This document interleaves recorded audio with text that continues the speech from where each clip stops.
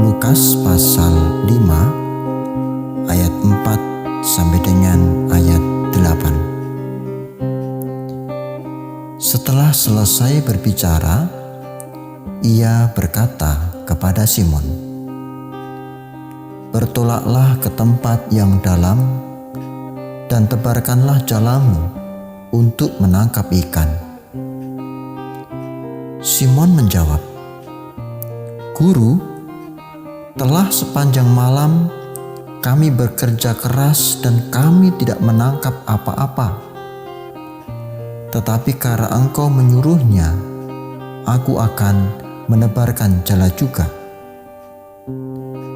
Dan setelah mereka melakukannya, mereka menangkap sejumlah besar ikan, sehingga jala mereka mulai koyak.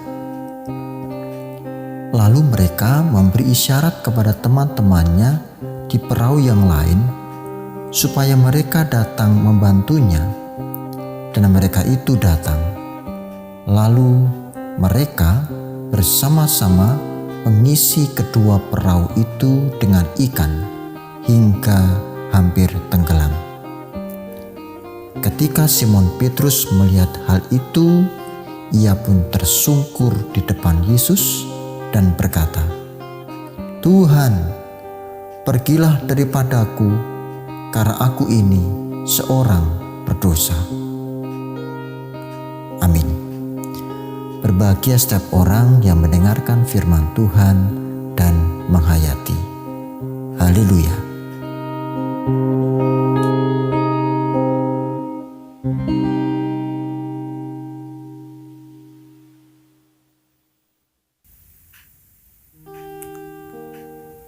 Salam pamuji rahayu. Bapak, Ibu, Saudara, dan anak-anak yang dikasihi Tuhan, salam sehat dan senantiasa doa saya untuk kita semua agar senantiasa dilindungi oleh Tuhan.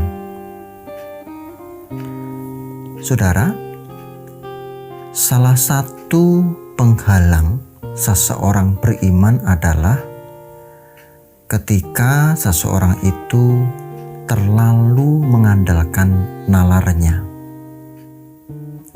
Mengandalkan nalar yang berlebihan bisa menutup ruang tentang penghayatan akan iman. Baik, mari kita perhatikan bacaan kita.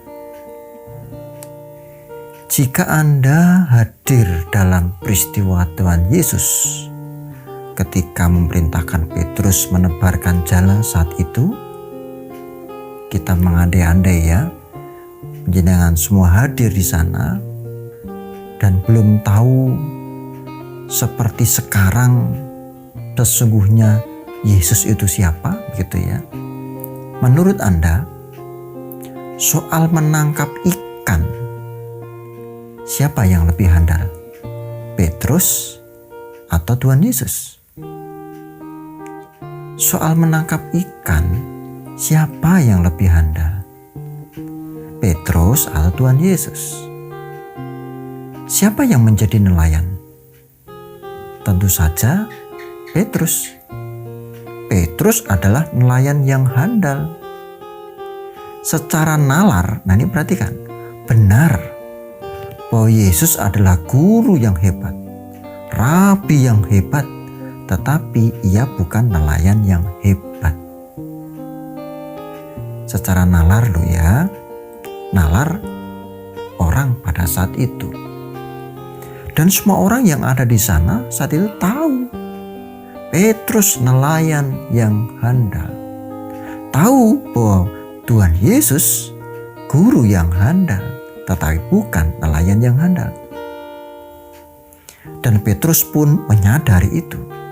Petrus menyadari bahwa dia juga nelayan yang handal. Selama hidupnya, pekerjaannya tentang bagaimana menangkap ikan. Oleh karenanya ia mengatakan bahwa Tuhan, semalaman saya sudah menebarkan jala, tetapi tidak mendapatkan ikan.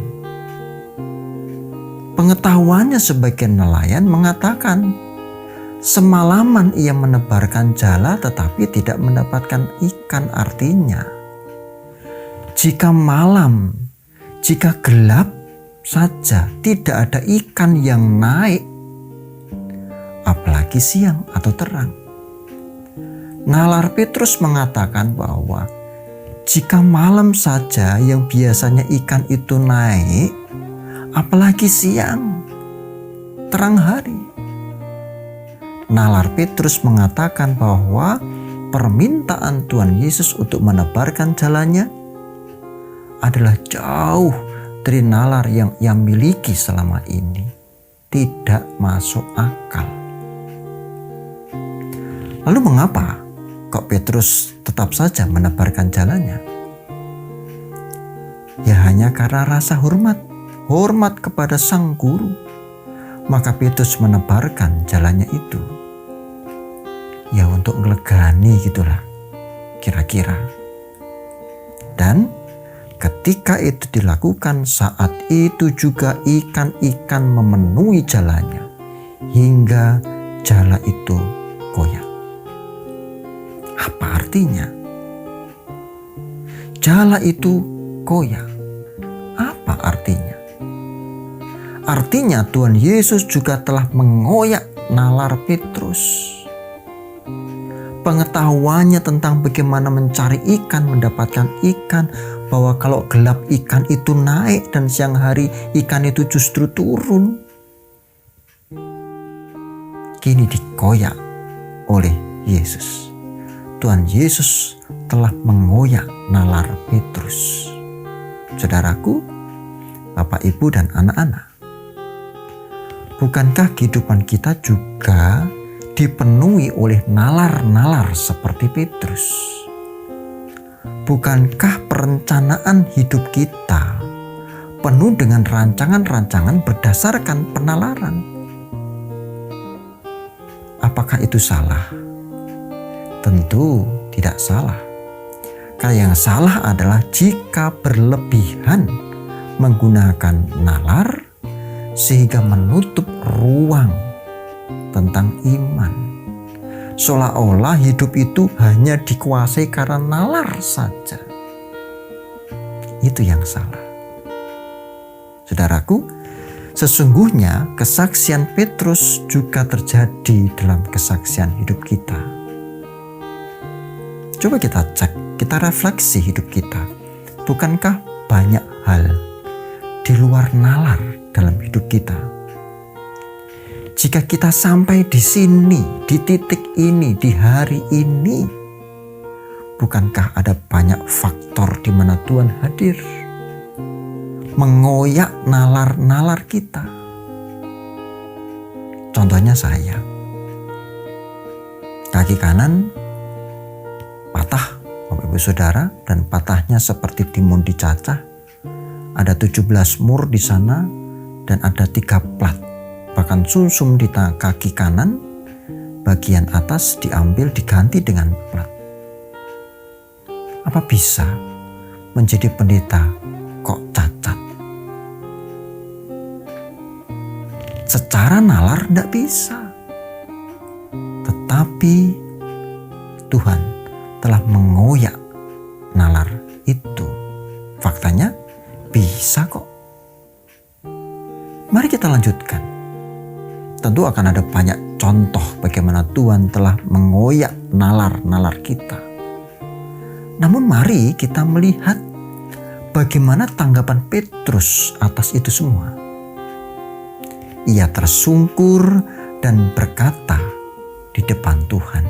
Katanya, "Tuhan, pergilah daripadaku, karena aku ini seorang berdosa." Loh, kok malah Petrus meminta Tuhan pergi? Mengapa ia berkata demikian? Mari kita menilik lebih dalam. Karena sejatinya Petrus tahu siapa Yesus. Petrus tahu bahwa Tuhan Yesus berada di atas nalar manusia. Ia menguasai semuanya. Pikiran manusia terbatas, sedangkan Yesus tak terbatas. Petrus tahu supaya bahwa yang ada di depannya itu adalah Sang Maha Kudus dan Dia berdosa. Tahukah saudara, perjumpaan yang Maha Kudus dan yang berdosa akan membuahkan kehancuran bagi mereka yang berdosa. Lagi-lagi ini juga nalarnya Petrus. Beruntung Tuhan memberikan penyadaran benar bahwa yang berdosa tak layak berada di tempat yang Maha Kudus, maka Adam harus keluar dari Firdaus. Tetapi kedatangan Kristus ke dunia ini memberikan pengampunan. Maka kalau kita baca nats selanjutnya, jangan takut, engkau akan menjadi penjala manusia. Petrus mendapatkan anugerah, Petrus mendapatkan pengampunan dan dia diutus.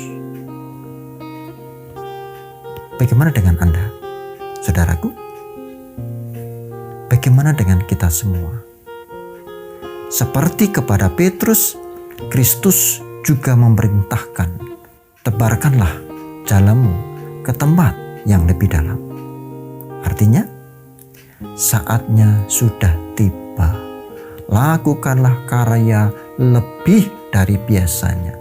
Lakukanlah pelayanan lebih dalam dari biasanya.